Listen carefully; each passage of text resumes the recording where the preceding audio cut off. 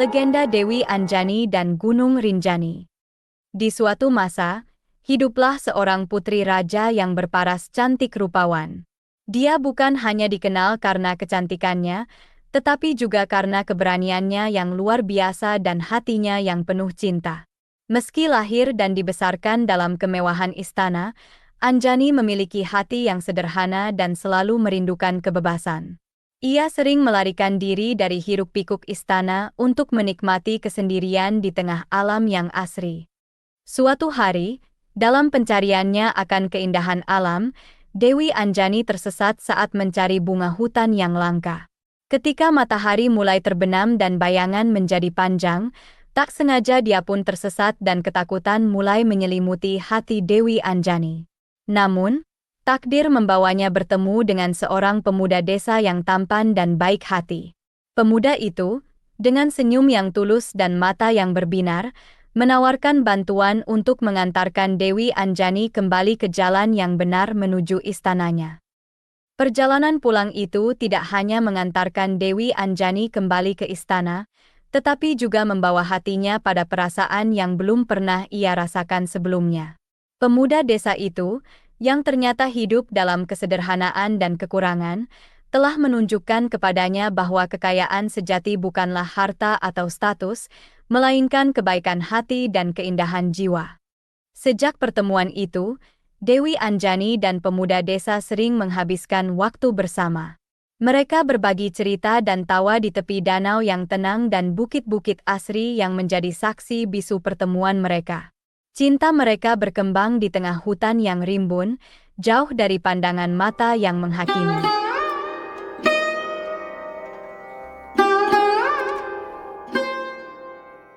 Di kerajaan yang terhampar di lembah subur dan dikelilingi oleh hutan belantara, kisah cinta Anjani dan pemuda desa itu menjadi buah bibir. Namun, cinta mereka yang tulus dan murni itu terhalang oleh keinginan sang raja. Ayah Anjani, yang berhati keras dan mata yang selalu tertuju pada kekuasaan, menginginkan putrinya menikah dengan pangeran dari kerajaan yang kuat dan kaya raya.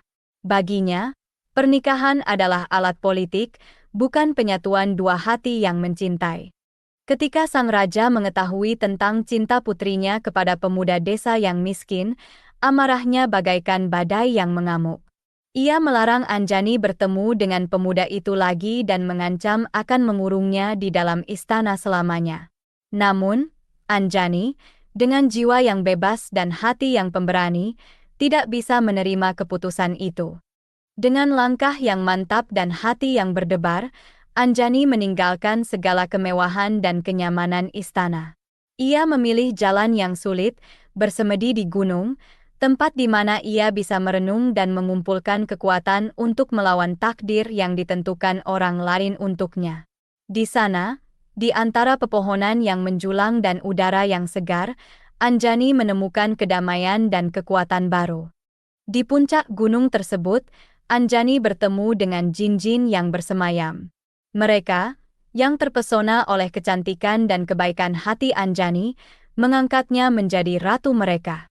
Dengan kekuatan baru dan dukungan dari jin-jin, Anjani memerintah dengan bijaksana dan adil. Ia menjadi simbol keberanian dan cinta yang tidak mengenal batas. Dari Ratu Gunung, Anjani mengirimkan pesan kepada pemuda desa yang dicintainya. Ia berjanji bahwa suatu hari, mereka akan bersatu kembali dan cinta mereka akan menjadi legenda yang akan dikenang selamanya. Dan begitulah, kisah Anjani dan pemuda desa itu menjadi nyanyian yang dilantunkan oleh angin, mengalir melalui lembah dan hutan, menginspirasi setiap hati yang mendengarnya untuk percaya pada kekuatan cinta sejati.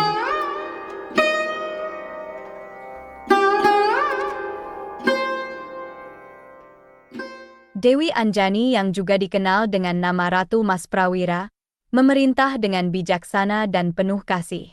Ia dikenal tidak hanya karena kecantikan dan keberaniannya, tetapi juga karena dua pengawal setianya yang tidak seperti yang lain, yakni 2 ekor anak ayam raksasa yang diberi nama Surya dan Chandra. Surya dan Chandra, dengan bulu emas yang berkilauan di bawah sinar matahari dan mata yang secerah rembulan, adalah lebih dari sekadar pengawal. Mereka adalah teman dan sahabat bagi Ratu Mas Prawira. Setiap hari, mereka bermain di puncak gunung, cakar-cakar mereka mengaduk tanah, menciptakan lembah dan bukit, sungai dan danau, yang membentuk panorama alam di sekitar gunung tersebut.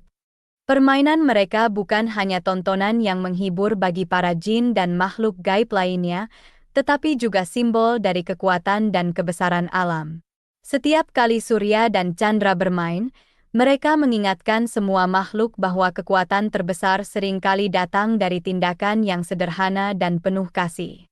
Ratu Mas Prawira, dengan kebijaksanaannya, mengajarkan kepada rakyatnya bahwa kekuatan sejati bukanlah yang datang dari kekerasan atau kekuasaan, melainkan dari kebaikan dan harmoni dengan alam.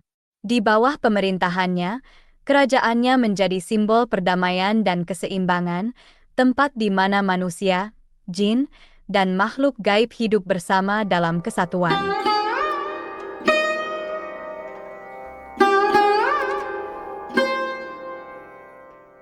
Suatu hari ketika sedang berkeliling, Dewi Anjani tiba di sebuah pulau yang tersembunyi, sebuah permata yang belum pernah terjamah oleh mata manusia. Pulau itu, yang diberi nama Pulau Sasak, adalah surga yang belum terpetakan, dipenuhi oleh pepohonan hutan yang lebat dan hijau, menciptakan pemandangan yang sangat indah dan menenangkan. Pepohonan itu begitu rapat dan lebatnya, sehingga membuat pulau itu tampak seperti sebuah labirin hijau yang tak berujung, sebuah misteri yang menunggu untuk diungkap. Nama Pulau Sasak, yang berarti sesak, menggambarkan betapa lebat dan rapatnya pepohonan hutan di pulau itu. Nama itu juga mencerminkan perjuangan dan petualangan Anjani dalam menjelajahi pulau itu. Meski harus melewati hutan yang lebat dan sesak, Anjani tidak pernah menyerah. Ia terus berjuang dan berpetualang, mencari jalan keluar dan menjelajahi setiap sudut pulau itu dengan tekad yang tak tergoyahkan. Dalam perjalanannya, Anjani menemukan keajaiban yang tersembunyi di balik tirai daun yang rimbun. Ia menemukan sungai-sungai yang jernih, air terjun yang memukau, dan binatang-binatang eksotis yang hanya bisa ditemukan di pulau itu. Setiap langkahnya membuka lembaran baru dari buku alam yang misterius ini. Namun, petualangan Anjani tidak hanya tentang keindahan. Ia juga menghadapi tantangan yang tak terduga. Hutan yang sesak itu menyimpan rahasia dan bahaya tersendiri. Ada saat-saat ketika Anjani harus menghadapi binatang buas dan melewati jalur yang berbahaya. Namun, dengan keberanian dan kecerdasannya, ia selalu menemukan cara untuk melanjutkan perjalanannya.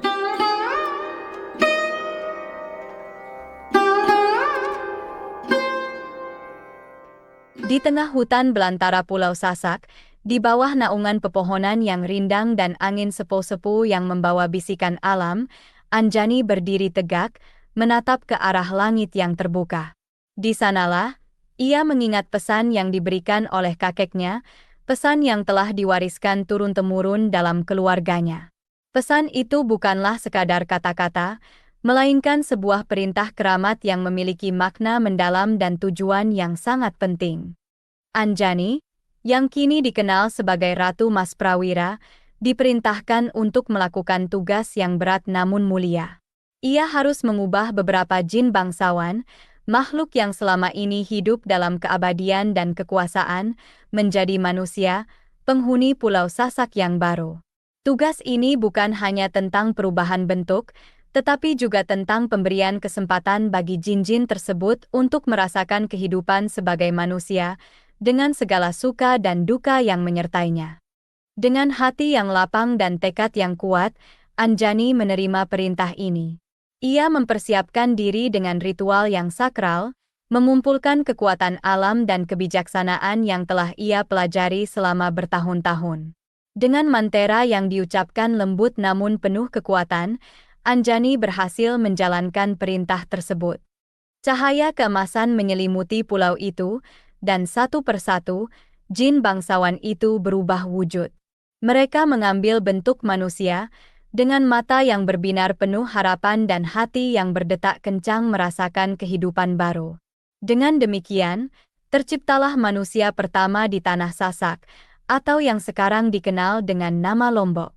Ini adalah awal mula dari kehidupan manusia di pulau ini, sebuah peristiwa yang sangat penting dalam sejarah Pulau Sasak dan Lombok.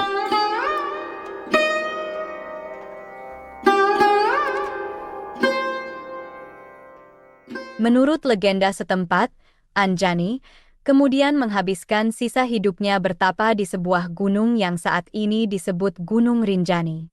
Konon, Dewi Anjani sering berkeliling sampai saat ini untuk menjaga keseimbangan alam dan memberikan berkah kepada para pendaki yang berani menaklukkan puncaknya.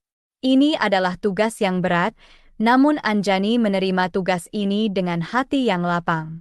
Ia juga sering menampakkan diri kepada para pendaki dalam berbagai wujud, baik sebagai wanita cantik, burung, atau binatang lainnya. Ia juga sering memberikan tanda-tanda, baik berupa suara, angin, atau cahaya, kepada para pendaki yang tersesat atau mengalami kesulitan. Masyarakat Lombok sangat menghormati Dewi Anjani dan menganggapnya sebagai penguasa dan penjaga Gunung Rinjani. Mereka percaya bahwa Dewi Anjani akan memberikan keberuntungan, keselamatan, dan kebahagiaan kepada mereka yang menghormatinya, dan sebaliknya, akan memberikan bencana, kesialan, dan kesengsaraan kepada mereka yang menghinanya. Mereka juga percaya bahwa Dewi Anjani akan memberikan keajaiban, kesembuhan, dan kekuatan kepada mereka yang berdoa dan beribadah di gunung itu. Kisah Dewi Anjani dan Gunung Rinjani ini merupakan cerita rakyat yang sangat melekat pada masyarakat Lombok. Cerita ini bukan hanya menjadi bagian dari sejarah dan budaya mereka, tetapi juga menjadi inspirasi dan motivasi bagi mereka untuk menjaga dan melestarikan alam sekitarnya. Demikianlah kisah ini diceritakan, semoga dapat menghibur, menambah wawasan, segala kebenaran detailnya kita kembalikan kepada Allah, Tuhan pemilik kisah kehidupan.